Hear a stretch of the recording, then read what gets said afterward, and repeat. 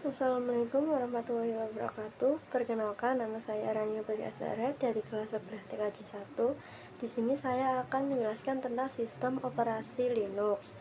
Yang pertama ada pengenalan sistem operasi Linux.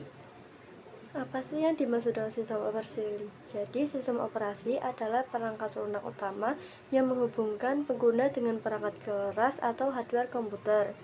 Tanpa sistem operasi, komputer tidak dapat digunakan karena semua perangkat seperti keyboard, mouse, monitor, dan hard disk prosesor dikendalikan oleh sistem operasi. Ada fungsi sistem operasi. Yang pertama, mengatur kerja seluruh perangkat keras. Kedua, menjalankan aplikasi. Ketiga, mengatur penyimpanan data. Keempat, mengolah memori. Kelima, mengatur keamanan pengguna. Dan yang terakhir, menyediakan tampilan agar komputer mudah digunakan.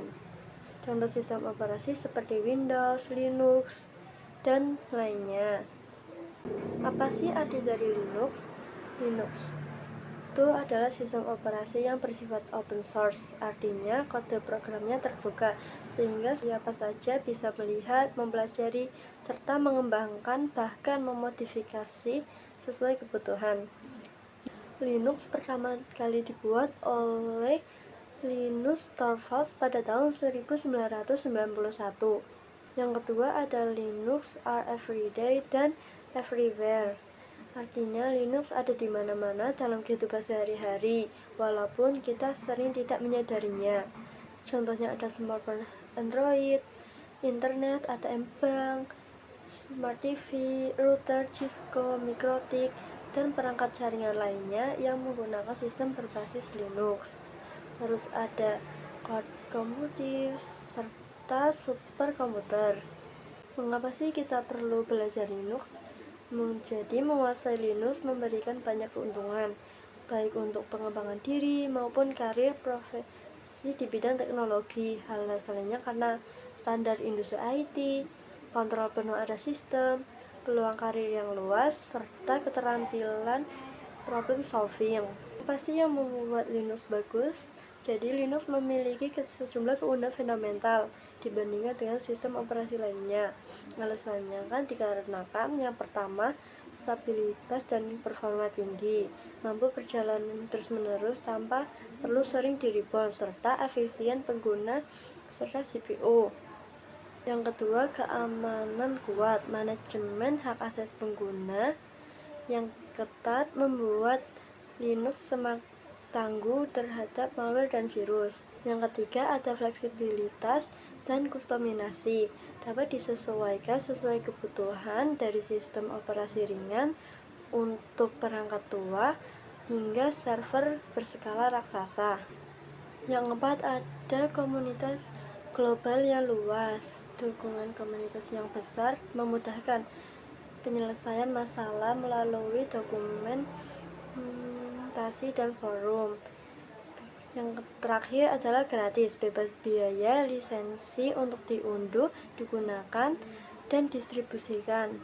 Apa sih open source dan closed source? Jadi open source atau terbuka, kode sumbernya dapat diakses, dilihat, dimodifikasi, dan dibagikan secara bebas oleh siapa saja. Biayanya umumnya gratis. Contoh sistem operasinya Linux, FreeBSD, Android, dan fleksibilitasnya sangat tinggi. Pengguna bebas merubah kode sesuai kebutuhan. Sedangkan closed source atau tertutup, kode sumbernya ditutup rapat dan hanya dapat diakses oleh pemilik hak cipta atau pengolah resmi. Biayanya biasanya berbayar atau memerlukan lisensi. Contoh sistem operasinya seperti Windows, Mac OS, dan iOS. Fleksibilitasnya terbatas pada opsi yang disediakan oleh pengembang. Ada Linux distribution karena Linux bersifat open source. Berbagai organisasi atau komunitas membuat versi Linux mereka sendiri yang disesuaikan sesuai kebutuhan tertentu. Versi racikan ini disebut distro Linux. Yang pertama ada Debian atau Ubuntu ataupun Linux Mint, sangat populer, ramah pengguna, pemula, dan cocok untuk penggunaan sehari-hari atau server. Yang kedua ada Red Hat Center atau Fedora, biasanya digunakan di lingkungan perusahaan. Yang ketiga ada Arch Linux, ditujukan untuk pengguna tingkat lanjut yang ingin membangun sistem dari nol. Yang keempat ada Kali Linux, didesain khusus untuk pengujian keamanan dan penetration testing. Adapun Linux arsitektur, yang pertama ada user layer, pengguna yang memberikan input atau perintah melalui aplikasi. Yang kedua ada application layer, program yang dijalankan oleh pengguna seperti web browser, text editor, media player. Yang ketiga ada cell layer, penerjemah perintah. Sel menerima perintah dari pengguna dan mengonversinya menjadi panggilan sistem. Yang keempat ada kernel layer, lapisan utama yang mengontrol langsung komunikasi dengan hardware. Fungsinya meliputi manajemen CPU, memori, drive perangkat, dan keamanan sistem. Ada hardware layer, yaitu perangkat presisi komputer seperti prosesor, RAM, hard disk atau SSD, dan network hard. Dan yang terakhir ada CLI dan GUI.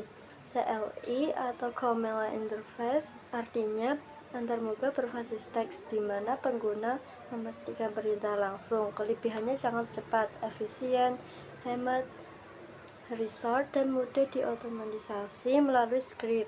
Contohnya Bash, CSH, terminal. Yang kedua ada GUI, Graphical User Interface, artinya antarmuka berbasis grafis atau ikon, tombol, jendela yang diakses menggunakan tikus. Kelebihannya ramah pemula dan mudah digunakan secara visual. Contohnya GNOME, Radipos, Plasma, FVCE. Sekian penjelasan mengenai sistem operasi Linux dari saya, dan terima kasih. Assalamualaikum warahmatullahi wabarakatuh.